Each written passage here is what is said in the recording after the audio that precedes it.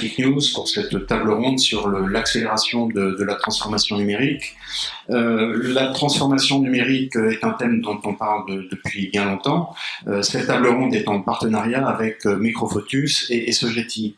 Alors, bien sûr, les derniers mois ont mis, je dirais, un focus encore plus particulier sur ce thème de transformation numérique et a accéléré considérablement les choses, à la fois dans la vie des particuliers, mais aussi des entreprises. Il y a deux exemples très simples. Il a fallu pour quasiment toutes les entreprises se mettre au télétravail. Celles qui étaient prêtes, évidemment, ont eu plus de facilité. Et puis, de l'autre côté, sur le front des particuliers, ils ont changé leurs habitudes de consommation, ce qui, évidemment, a des répercussions importantes. Et pour parler de tous ces thèmes et répondre à quelques questions comme comment accélérer le développement des applications, parce que bien sûr, quand les particuliers font des commandes, ils font ça au travers d'applications, donc comment faire en sorte que ces applications soient développées de plus en plus rapidement pour répondre aux besoins des particuliers comme des entreprises, comment mettre en place des stratégies DevOps et des méthodes agiles dans les entreprises, comment mettre en place des stratégies de test, je dirais de manière continue et le plus tôt possible, autant de questions auxquelles on va essayer d'apporter des réponses.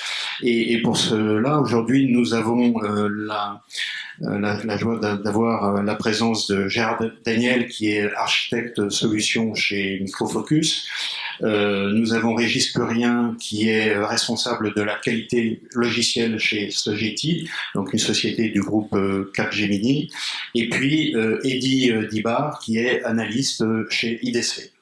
Alors, je vais commencer avec vous, Gérard Daniel, pour, en introduction de ce sujet, nous dire un peu comment vous avez vécu ces derniers mois et en quoi ça a finalement non seulement accéléré, mais peut-être changé un peu votre regard sur toutes ces questions dont on parle depuis un certain temps. Merci. Oui, effectivement, les principales conséquences de la Covid sur les DSI, on peut les résumer en 4 grosses conséquences. La première, c'est vraiment tout ce qui est expérience digitale. Comme vous le disiez, les entreprises se sont rendues compte qu'à partir du moment où les employés pouvaient plus aller dans les locaux pour travailler et les clients venir dans les magasins pour acheter, il a fallu très rapidement mettre en place ce qu'il faut, c'est-à-dire des applications, et très souvent même des applications mobiles, de façon à pouvoir permettre la continuité de l'activité.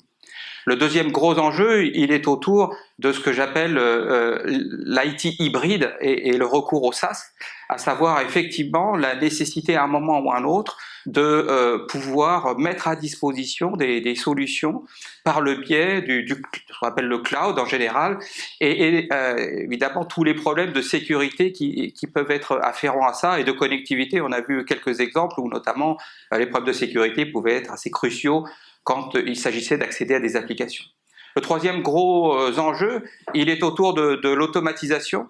Il s'agit d'automatiser le plus possible des tâches qui pouvaient l'être. Ici, l'idée étant bien sûr de pouvoir recentrer finalement les employés sur les tâches qui étaient des tâches à valeur ajoutée. Et le dernier enjeu, il est autour de la réflexion et la mise en place de tout ce qui peut être intelligence artificielle.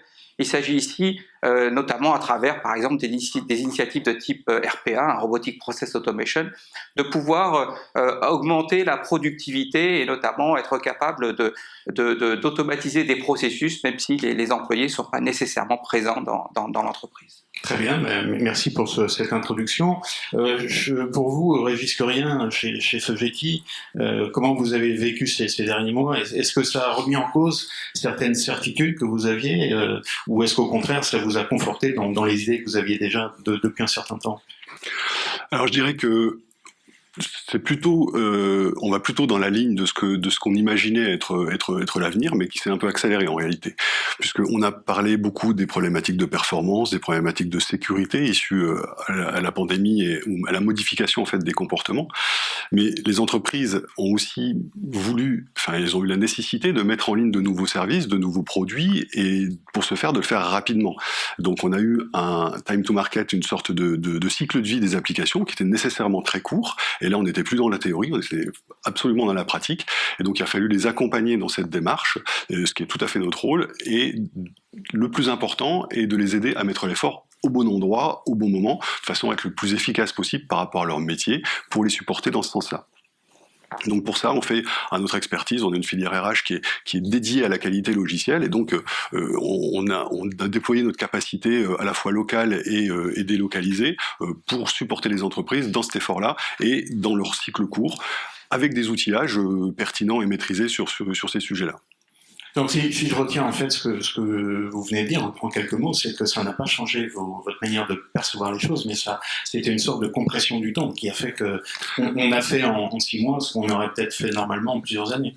Tout à fait, c'est-à-dire on parlait de DevOps, on parlait de cycles courts, d'équipes pluridisciplinaires, etc. Là, on était vraiment, je dirais un peu avec le couteau sous la gorge pour avancer plus vite et pour le faire plus vite et pour le faire mieux. Très bien. Alors, en termes de marché, si je puis dire, et d'IDIBA, est-ce que ce thème de transformation numérique, finalement, dont on parle depuis un certain temps, est-ce qu'il était déjà bien avancé et comment cette crise qu'on a vécue a modifié, voire accéléré les choses? Alors, tout à fait, effectivement, ce que l'on constate chez IDC, ce qui nous permettait de regarder dans le rétroviseur et de faire un petit point sur la situation avant le Covid. IDC a réalisé une étude auprès de 167 entreprises françaises de plus de 500 salariés en 2019. Et ce qu'il ressortissait, c'était que la quasi-totalité d'entre elles avaient déjà entamé leur transformation numérique, mais à des rythmes différents. On avait en gros 2/3 des entreprises qui avaient une transformation numérique plutôt avancée, avec une innovation continue dans le but de proposer des services, de nouveaux services et de nouveaux produits. Dans le meilleur des cas, elles avaient des stratégies numériques agressives. Et puis 1/3 des entreprises dans lesquelles les initiatives numériques étaient coordonnées mais pas vraiment innovantes, ou alors sans coordination, de façon isolée, en mode projet. Alors ça, pourquoi ça nous intéresse dans le cas de la table ronde d'aujourd'hui, c'est qu'ensuite, quand on a demandé à ces entreprises quel était l'impact de cette transformation numérique sur leur informatique, pour un peu plus de 2/3 des entreprises, de plus en plus, la transformation numérique a de plus en plus nécessité la réduction des temps de développement et de déploiement des applications. Et si on s'intéresse, si on regarde chez les entreprises de plus de 1000 salariés, cette proportion est à 46%. Donc presque une entreprise de plus de 1000 salariés sur 2 a constaté ou a un besoin de réduction du temps de déploiement et de développement des applications. Alors ensuite, le Covid, effectivement, est arrivé par là, et comme vous l'avez justement indiqué précédemment, a eu un effet accélérateur sur notamment 2 volets de la transformation numérique.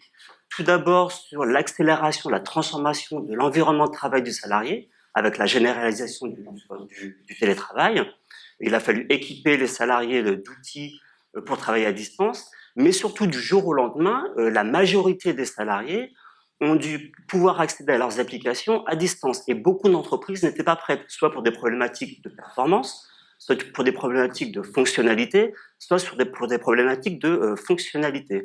Donc voilà, ce que l'on constate ensuite, c'est qu'un deuxième mouvement d'accélération qui découle, si vous voulez, du premier, c'est que les entreprises ont dû moderniser leurs applications. Certaines d'entre elles, d'ailleurs, ont dû se digitaliser complètement, mais la crise sanitaire a été l'occasion pour les entreprises de réfléchir à la modernisation de leurs applications pour en améliorer la qualité. Donc, en résumé, le Covid a mis en exergue le besoin de résilience des entreprises, mais aussi le besoin d'agilité pour proposer des applications aussi bien à leurs collaborateurs qu'aux consommateurs le plus rapidement possible. Alors, tout ça sur fond, je tiens à le préciser, d'une décélération des investissements, des dépenses IT sur les principaux piliers de la transformation digitale, par exemple le big data, par exemple l'Internet des objets, tout sauf sur la sécurité, dont les dépenses IT devraient continuer à progresser en 2020. Très bien, je crois qu'on a bien planté le décor, donc maintenant on va rentrer dans le vif du sujet, c'est-à-dire qu'en gros, comment faire pour accompagner ce mouvement, donner les bonnes solutions, les bonnes pratiques. Donc on va commencer avec vous, Gérard Daniel. Finalement, face à tout ce dont on vient de parler, qu'est-ce que vous avez à proposer? Quelles sont les solutions que vous proposez à vos grands clients? Alors c'est vrai que dans le cadre du DevOps, l'une des promesses, c'est de réduire le time to market, c'est-à-dire réduire vraiment le temps entre le moment où vous avez une idée et que cette idée elle est ensuite à disposition de vos clients. Et réduire le time to market, c'est agir sur chacune des phases du cycle de vie de l'application, c'est-à-dire sur sa phase de développement, de déploiement et de mise en production.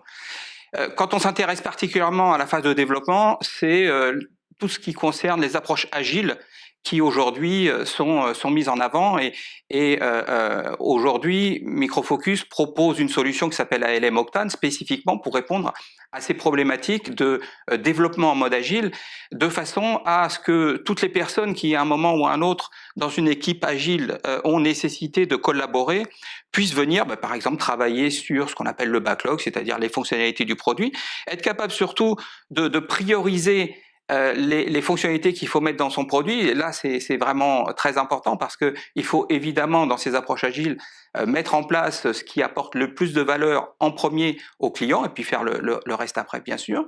Cette transparence et cette visibilité, elle est importante pour que, notamment, on puisse avoir ce qu'on appelle un retour rapide de nos utilisateurs. Si jamais, effectivement, il y a des fonctionnalités à adapter, à modifier, être capable de prendre cela en compte très rapidement pour les prochaines versions. Et c'est là où on va justement retrouver des cycles de versions, des livraisons qui peuvent, pourquoi pas, descendre à des choses comme le mois, la quinzaine, la semaine même, pour livrer des nouvelles choses. Et c'est encore plus vrai avec les applications mobiles. On a vu dans le premier point combien les applications mobiles pouvaient être critiques dans ce nouveau contexte aujourd'hui. Et bien là, évidemment, le développement agile est de mise. Alors évidemment, vous avez utilisé l'acronyme ALM, donc ça veut dire que on couvre bien la totalité du cycle de développement des applications et que ça intègre les tests, bien entendu. Alors, évidemment, l'ALM pour l'Application Lifecycle Management, donc vraiment le cycle de vie de l'application, c'est forcément la conception, mais c'est aussi à un moment, évidemment, toute la partie qu'on appelle la qualité, la recette, vérifier que l'application fonctionne bien comme elle est supposée fonctionner. Et puis, dans une approche DevOps, on va même un petit peu plus loin, c'est aussi l'automatisation du déploiement de cette application et évidemment ensuite la supervision de cette application une fois qu'elle est en production. Et il s'agit, dans cette optique de réduire le time to market, de travailler sur chacun de ces points-là, le développement en mode agile, la livraison en mode continu et ensuite l'opération de cette application en mode continu également. Très bien, donc ce sont clairement de nouvelles solutions qui, donc vous avez utilisé DevOps, méthode agile, dont on en parle depuis déjà très très longtemps, mais malgré tout, tout ça il faut le mettre en œuvre avec des bonnes pratiques qui ont un peu changé et il faut mettre tout ça en musique. Donc vous, chez Sogeti, est-ce que là encore, qu'est-ce que vous apportez dans ce domaine-là ? Alors du point de vue méthodologique, je dirais que hasard du calendrier, le 17 mars 2020, qui résonne un petit peu difficilement en France, on avait décidé de publier notre nouvel ouvrage de référence qui s'appelle Quality for DevOps Teams et qui justement devient la référence pour nous en tout cas, de tout ce qui sont les bonnes pratiques, les bons usages, toute la culture à insuffler dans les équipes DevOps, parce qu'une équipe DevOps, en fait, c'est une équipe qui est autonome, qui doit vivre seule et qui doit tout faire toute seule. Donc, c'est plus le testeur qui teste, le développeur qui développe, mais le testeur doit être capable d'aider le développeur, comme dans une équipe agile, mais y compris avec les ops. Donc, depuis le développement jusqu'à la mise en prod et la maintenance en prod, etc., tout ça, c'est la même équipe qui s'en occupe de A à Z. Donc, tout ça, ça nécessite de faire évoluer le paradigme de qualité. Et en particulier, on est parti de quelque chose, il y a, je dirais assez longtemps, faire du test, c'était trouver les bugs. Aujourd'hui, on en est à plutôt mesurer la qualité apportée par l'IT à la valeur apportée la valeur qu'apporte l'application aux utilisateurs. Quelle est la valeur que l'IT apporte au métier ? Que l'IT en soi n'a pas d'intérêt, c'est ce qu'elle permet de faire. Tout à fait. Donc ce qu'il faut mesurer, c'est bien la valeur apportée au métier par l'IT. Voilà. Et donc cette méthodologie permet justement d'apporter tout l'outillage, à la fois d'automatisation, de structuration de l'activité, de méthode, etc., et d'acculturation de tous les gens qui participent, de façon à être capable de mesurer cette valeur, parce qu'on doit être piloté par cette valeur. Alors justement, tout ça se fait pas en un claquement de doigts. Ça nécessite aussi, on en parle souvent dans les projets, mais de conduite du changement. Et est-ce que ça, je dirais pour le coup, c'est pas encore plus important que dans les optiques traditionnelles ? Tout à fait. Enfin, plus important, je sais pas, mais c'est toujours un aspect critique, c'est certain, l'aspect humain qu'il faut accompagner nécessairement, etc. De toute façon, ça fait partie de notre métier, hein, justement, d'accompagner depuis, je dirais, l'équipe à l'intérieur, donc effectivement faire changer un petit peu les mentalités. Moi, je suis un fervent défenseur du fait que le testeur, enfin, le faire de la qualité logicielle, c'est un vrai métier, et il y a une filière métier qui est vraiment dédiée à ça. Pour autant, ce métier-là, il a beaucoup évolué. Là où il y a quelques années, on ne faisait que du test, aujourd'hui, encore une fois, on intervient sur de l'automatisation, sur du dev, sur des choses comme ça. Donc tout ça, c'est un changement effectivement qu'il faut accompagner. Très bien. Alors, Elie Dibar, est-ce que donc vous nous avez donné un petit planté le décor sur cette transformation numérique en général, mais est-ce que au niveau de tout ce dont on vient de parler, le DevOps, les méthodes agiles, les nouvelles façons de faire les tests, est-ce que là vous mesurez une évolution significative au sein des entreprises? Oui, tout à fait. D'ailleurs, à l'occasion d'un survey de DevOps réalisé en 2019, nous avons demandé à 420 entreprises de plus de 500 salariés d'Europe de l'Ouest quels étaient les leviers les incitant à recourir aux pratiques DevOps. Voilà ce qu'il en ressort. Bénéfice numéro 1 pour 58% des répondants, c'est l'accélération du déploiement des applications. Autre bénéfice cité par les entreprises, pour 44% des entreprises, c'est l'amélioration de l'agilité dans le sens de la réduction du time to market. Autrement dit, quand je mets à disposition sur le marché des applications de qualité, mais surtout comment je les continue à les mettre à jour, comment je les mets à jour en continu. Et là, on voit un réel appétit, une réelle appétence de la part des entreprises pour l'approche DevOps. En 2019, nous estimons qu'à peu près un quart du portefeuille applicatif des entreprises de plus de 500 salariés était géré via des approches DevOps. En 2023, cette proportion passera à 57%. Alors, pour atteindre ces objectifs, les entreprises ont identifié différents leviers d'action. Parmi le top 3, on retrouve la montée en compétence des équipes sur les méthodes et les outils DevOps. Également, la communication, le développement de la communication, de la collaboration entre les équipes IT et les équipes métiers. Et enfin, le test de méthodes, de nouvelles méthodes et de nouveaux outils, notamment basés sur l'intelligence artificielle. Donc peut-être, si je résume ça en deux mots, en gros, je dirais tous les gens qui sont chargés du développement des applications, ils ont bien compris les nouveaux objectifs. Et donc, ils sont demandeurs de ces nouveaux outils, de ces nouvelles solutions, de ces nouvelles méthodes. Exactement, c'est tout à fait. On n'est pas obligé de les forcer, c'est eux qui sont demandeurs. Il y a une réelle demande, une réelle appétence pour ces méthodes DevOps, pour ce que ça va apporter en matière d'agilité, de déploiement d'applications. C'est ça. Très bien. Alors, on a vu le premier thème, donc en bon français, le time to market, hein, pour accélérer, je dirais, tout ça. En particulier, tout ça, c'est le développement des applications. Mais bien entendu, il faut le faire. Il faut pas que ce soit au détriment de la qualité. La qualité, ça se mesure de 36 manières, vraisemblablement. Vous avez des visions un petit peu différentes, mais en tout cas, la qualité, c'est ce que ça va apporter aux utilisateurs, je dirais, en termes de fonctionnalité de l'application, pour lui permettre de faire ce que l'utilisateur doit faire. Et puis, il y a aussi l'aspect ergonomie, l'aspect sécurité, l'aspect performance. Donc, je dirais un certain nombre de caractéristiques qui donnent une idée de cette qualité. Vous, Gérard Daniel, chez Microfocus, quelle vision vous avez de cette notion de qualité, et en quoi vos outils vous permettent, je dirais, d'arriver au meilleur compromis entre l'accélération du time to market, tout en maintenant un niveau de qualité qui soit pas seulement suffisant, mais qui soit encore plus que suffisant. En fait, effectivement, la qualité, ça repose sur 3 piliers, on va dire. Le premier pilier, c'est la qualité fonctionnelle. Est-ce que l'application fait bien ce qu'elle est supposée faire? Donc là, Microfocus propose une ligne de produits qui s'appelle UFT, qui va permettre vraiment de travailler sur l'automatisation des tests de ces applications, de façon à pouvoir notamment se placer dans le cadre de ce qu'on appelle une intégration continue, c'est-à-dire peut-être tous les soirs, rejouer ces tests et vérifier qu'il n'y a pas de régression fonctionnelle dans la nouvelle version de l'application qu'on est en train de développer. Le deuxième pilier, c'est la performance, c'est-à-dire l'application fait peut-être ce qu'il faut, mais est-ce qu'elle le fait dans les temps de réponse qui sont ceux que l'on attend pour satisfaire notre client? Là, vous avez chez Microfocus une ligne de produits qui s'appelle LoadRunner et qui va permettre de tester la performance de mon application, et ceci sur les transactions critiques, on va dire, et au fur et à mesure des releases, de façon à vérifier qu'il n'y a pas de dégradation dans les nouvelles releases de mon application avec les transactions qui sont vraiment essentielles pour mon business. Et le troisième pilier, c'est la sécurité. Parce qu'on le sait aujourd'hui, les applications aujourd'hui finalement accèdent au système d'information d'entreprise, et à partir de mon téléphone mobile, avec mon application bancaire, finalement j'accède au système d'information de la banque. Est-ce que cette application est bien sécurisée? Et de vérifier que finalement, de la manière de développer l'application n'est pas introduit finalement des failles de sécurité qui permettraient après des attaques sur mon site. Donc ces trois piliers-là, et ça c'est sur cette partie sécurité, la gamme de produits chez Micro Focus, c'est tout ce qui est autour de notre gamme Fortify.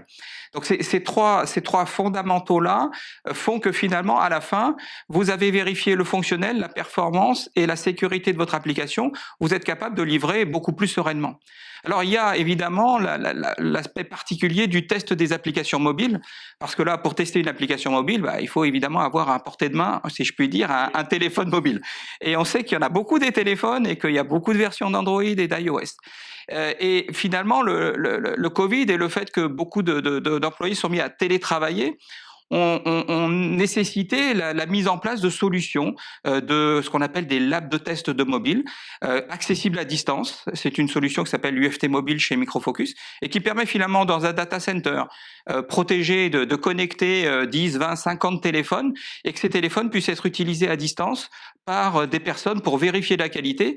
Et là encore, bien sûr, on mutualise les téléphones, on les rend accessibles facilement à distance pour les testeurs, pour les personnes qui font les recettes applicatives, ce qui évidemment permet de délivrer des applications mobiles de qualité. Et comme on le disait tout à l'heure, les applications mobiles, elles sont de plus en plus critiques dans le nouveau environnement qui est le nôtre aujourd'hui. Donc si je comprends bien, la manière de procéder pour les mobiles, ce n'est pas de recréer des environnements mobiles, des différents smartphones qu'on peut connaître sur le marché, c'est de connecter des mobiles existants physiquement de manière sécurisée. Exactement. Pour pouvoir tester. Alors effectivement, le mieux est évidemment de tester sur des mobiles réels, et c'est pour ça que les émulateurs ont quelquefois des limites.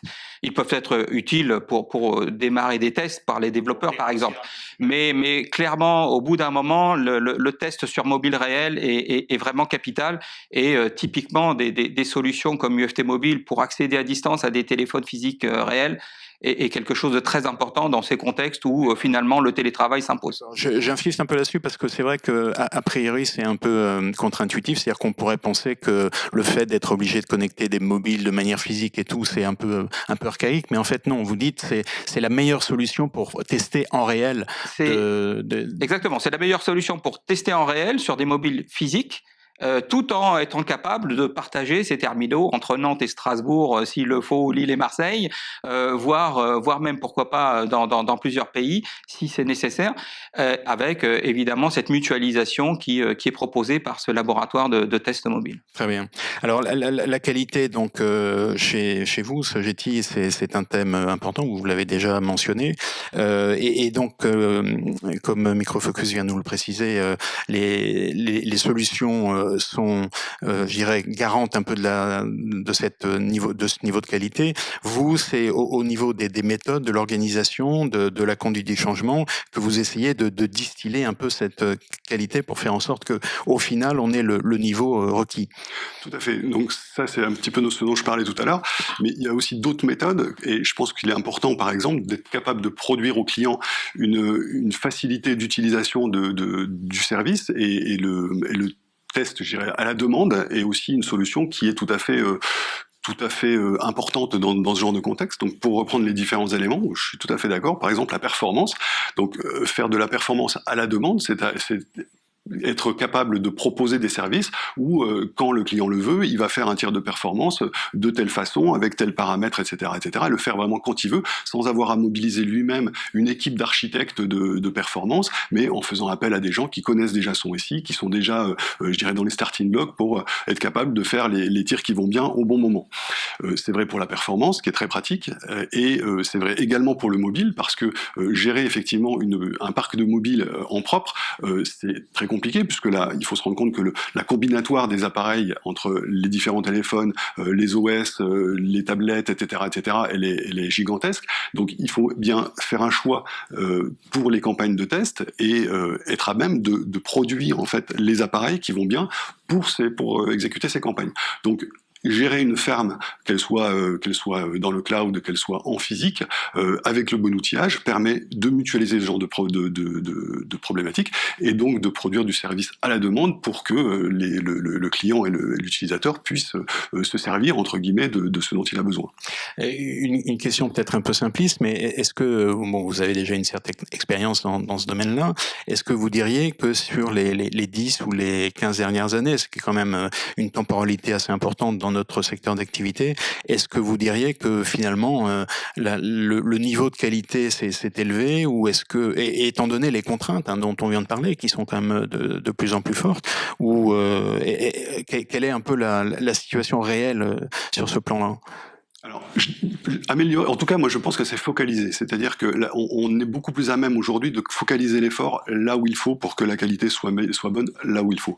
Après, on est capable de se laisser surprendre, hein. Je pense que personne n'attendait les effets du Covid, et donc forcément il y a eu besoin d'une réaction et d'un temps de mise à l'épreuve, je dirais. Mais globalement, je pense que les efforts sont quand même beaucoup plus rationalisés et beaucoup mieux orientés là où c'est nécessaire aujourd'hui. D'accord. C'est votre vision aussi, Elie Libar, sur ce que font les entreprises. Est-ce que cette notion de qualité est incorporée de plus en plus dans à la fois leur méthode, leur organisation? Absolument. D'ailleurs, la qualité, c'est vraiment devenu le nerf de la guerre. On le voit dans toutes les régions du monde où le numérique est désormais accessible. C'est le consommateur qui est capable de définir ce qu'est la qualité. On le voit dans nos usages du quotidien. On achète, on vend, on consomme, on se divertit en un clic.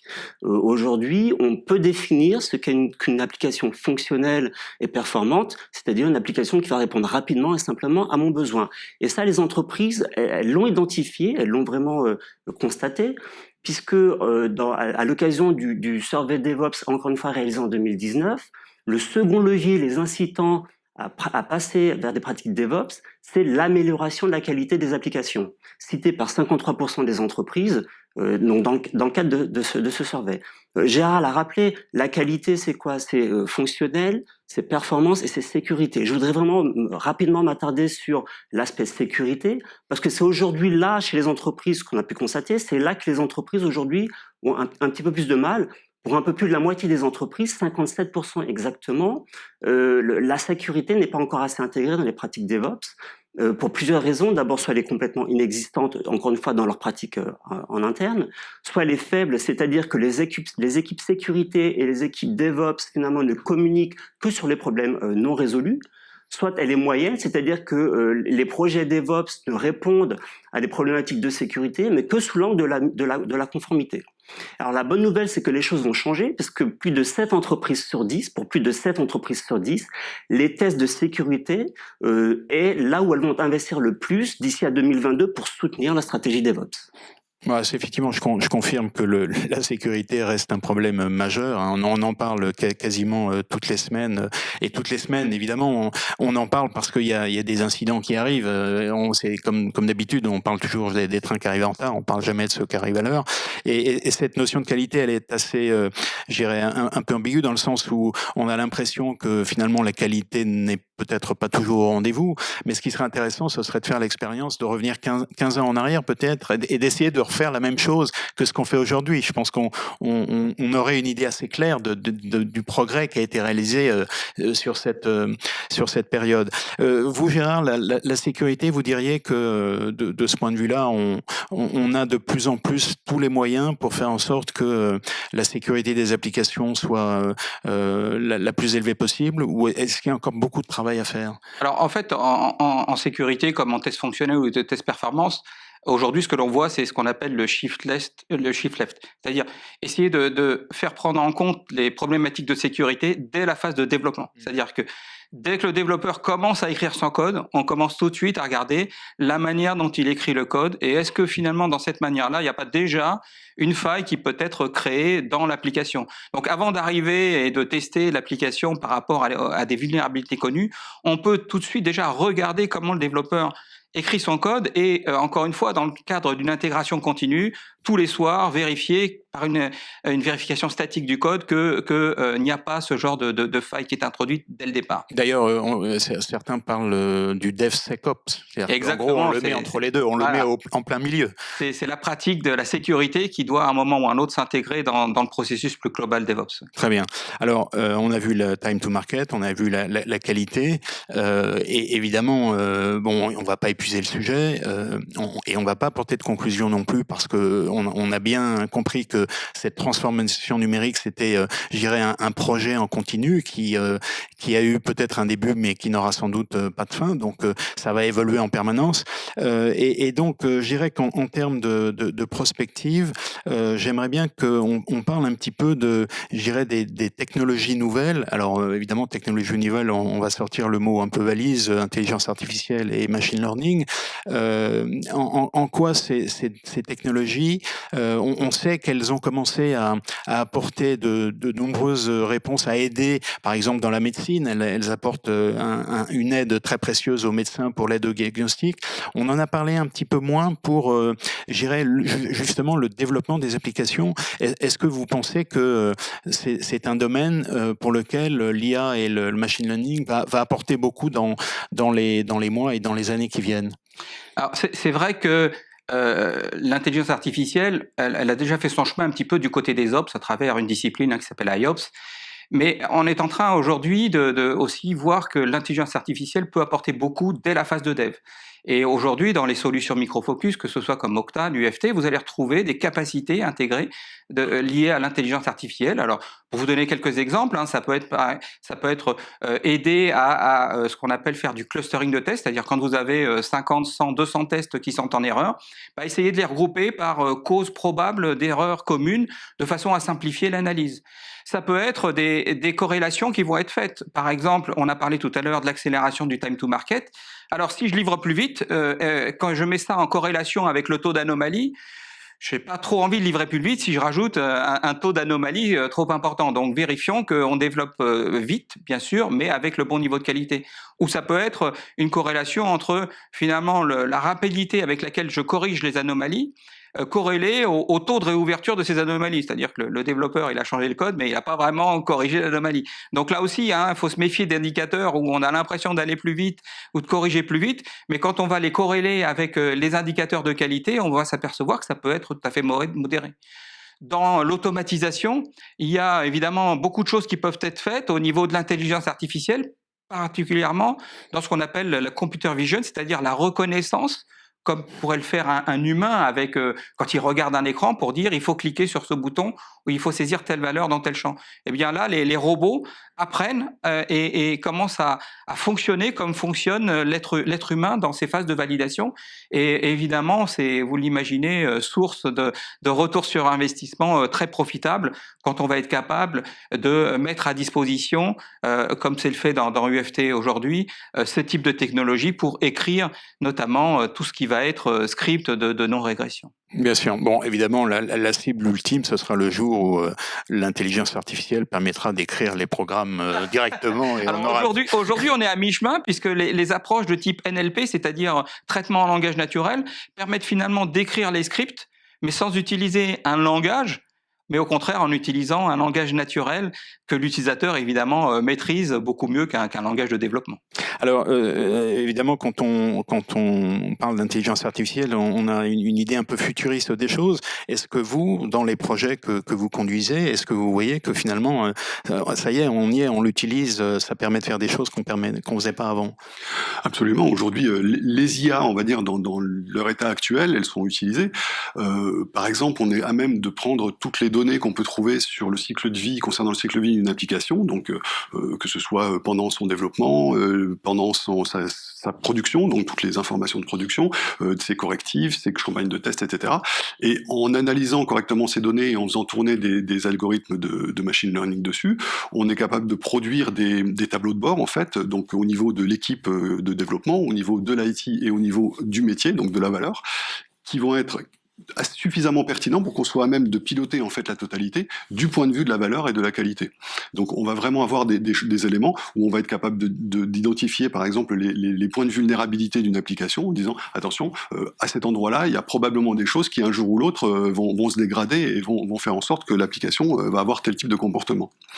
Et on peut aussi, alors d'une façon plus prospective, un peu comme le disait Gérard tout à l'heure, imaginer retracer un petit peu des comportements humains, comme par exemple comment je teste une application sur un mobile, sur du web, etc., de façon à faire du test un peu exploratoire avec une machine. Alors ce qui, au niveau du sens, est un petit peu contradictoire, mais au moins faire une sorte d'automatisation de scénarios standards qu'un humain pourrait prendre de façon intuitive avec une application. Si je vous donne une application pour réserver un billet de train, par exemple, eh ben, vous allez tester de façon exploratoire cette application et vous allez passer par des chemins qui sont assez normaux, hein. Donc en étudiant ce comportement-là, on va pouvoir le faire reproduire par une machine. Et est-ce que vous pensez que dans les quelques années à venir, on va faire vraiment de très gros progrès avec l'utilisation de l'intelligence artificielle dans tout ce pan de développement des applications? Alors pour l'instant, je dirais que le progrès il est quand même très très rapide et assez exponentiel, hein. On a quand même, après peut-être que la forme d'IA actuelle va peut-être s'essouffler un moment, mais aujourd'hui vraiment les applications sont vraiment nombreuses. Et Micro Focus et Sogeti publient tous les ans un rapport qui s'appelle le World Quality Report, hein, qui donne un petit peu les tendances du marché sur la qualité logicielle. C'est basé sur l'interview de 1600 décideurs à travers le monde. Et je peux vous dire que celui qui va sortir là en octobre, sans dévoiler de secret, dit clairement qu'il y a une énorme attente des utilisateurs, des entreprises sur l'utilisation de l'intelligence artificielle, que ce soit dans l'utilisation de l'intelligence artificielle en soi, mais aussi pour la qualité. Et pour l'utilisation, pour améliorer la qualité, pour faciliter, pour aller plus vite, pour faire moins cher, etc., etc. Alors, c'est ce que vous voyez aussi, vous, Idriss, c'est-à-dire qu'il y a là, on parlait tout à l'heure d'appétence, de demande des utilisateurs pour ces méthodes, ces solutions. Est-ce que pour l'intelligence artificielle, vous avez à peu près la même perception? Absolument. Alors, effectivement, on a l'utilisation de l'intelligence artificielle qui va permettre de davantage automatiser la livraison des logiciels du développement jusqu'à la mise en production. Et quand nous avons demandé aux entreprises dans le DevOps Survey de 2019 quelle était l'utilité de l'IA, ou en tout cas ce qu'elles en attendaient en matière de développement d'applications d'approche DevOps, tout d'abord, c'est l'accélération des processus de test, suivi de la détection des biais du machine learning, et également du manque de clarté du pipeline de livraison des applications, également la détection des goulots d'étranglement dans ce pipeline de livraison des applications, et enfin l'évaluation des résultats des tests. Et tout ça en finalement détectant les anomalies, mais également en anticipant les problèmes de performance, en proposant des actions correctrices, voire de l'optimisation du code. Comme vous indiquiez tout à l'heure, c'est pas forcément l'intelligence artificielle qui va coder aujourd'hui, mais qui va proposer des optimisations du code, ou encore en analysant les problèmes et en y apportant éventuellement des corrections de façon automatique. Pour revenir sur la qualité, tout à l'heure on parlait effectivement de l'aspect fonctionnel, de la performance et de la sécurité. Et pour à peu près une entreprise sur 3, les tests de qualité sont le domaine dans lequel l'IA pour les entreprises va avoir la plus grande valeur ajoutée aujourd'hui, suivi des tests de la compatibilité de l'infrastructure, également de la stratégie de la planification des tests d'intégration et des tests de performance. Donc avec tout ça, vous avez le top 5 des 5 domaines dans lesquels les entreprises estiment que l'IA aura de la valeur ajoutée en matière de DevOps. Bien, mais écoutez, je crois que évidemment il n'était pas question aujourd'hui avec cette table ronde de traiter tous les sujets, d'apporter toutes les réponses, mais je crois qu'on a proposé une couverture à la fois assez large et assez précise sur cette idée de l'accélération de la transformation numérique, et peut-être que la prochaine fois ce sera l'accélération de la transformation numérique, mais c'est un autre sujet. En tout cas, messieurs, je vous remercie pour avoir participé à cette table ronde. Merci. Merci.